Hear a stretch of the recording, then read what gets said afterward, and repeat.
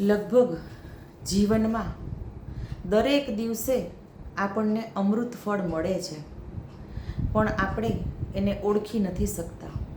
કારણ કે આપણો જીવ ઘર, ગાડી, પૈસા, સંતાન, ઈચ્છાઓ, અપેક્ષાઓ, ઝંખનાઓ આ બધામાં ભટકતો રહે છે.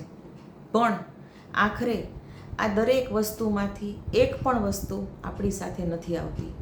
જેને આપણે દિલ ખોલીને ચાહ્યા હોય, અંતે એ પણ આપણો સાથ નથી દેતા. સાથ આપે છે ફક્ત ઈશ્વર, જે આપણને અહીંયા પણ સંભાળે છે અને પછી પણ સંભાળે છે. આપણું આ અમૃત ફળ જે આપણને મળ્યું છે એ આપણે આમ જ વેડફી નાખીએ છીએ.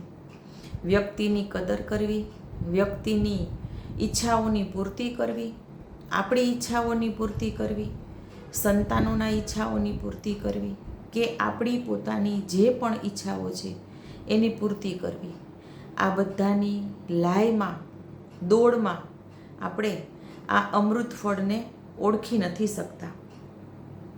અડધી જિંદગી, અડધો સમય, અડધું આયુષ્ય આ મોહમાં જ નાશ પામે છે. અને અંતે જ્યારે આપણે જીવનના છેલ્લા શ્વાસ લેતા હોઈએ છીએ, ત્યારે આમાંની એક પણ વસ્તુ આપણી સાથે નથી આવતી. ત્યારે આપણને સમજાય છે કે આ જે વસ્તુમાં આપણે મોહ રાખેલો હતો એ તદ્દન ખોટો હતો, વ્યર્થ હતો. વ્યર્થ ગયું પણ ખરું એ પણ સમજાય છે, પણ એ સમય આપણો હાથમાંથી સરી ગયો હોય છે. તો આપણે જીવનમાં અમૃત ફળ મળે એ અમૃત ફળને શોધીએ.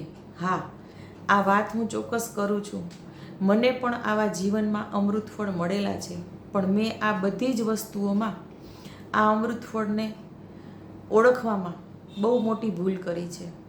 અને મોહ, માયા, સંતાનો આ બધી જ વસ્તુઓમાં આ અમૃત ફળ હાથમાંથી ગુમાવ્યું છે. લગભગ દરેક આ અમૃત ફળને ગુમાવતા જ હોય છે. અને અંત સમય આવે છે અને જ્યારે આપણને ઈશ્વર આ દરેક પ્રશ્નોનો જવાબ માંગે છે, ત્યારે આપણે મૌન ધારણ કરી અને જીવનનો છેલ્લો શ્વાસ લઈ અને આ દુનિયામાંથી વિદાય લેતા હોઈએ છીએ.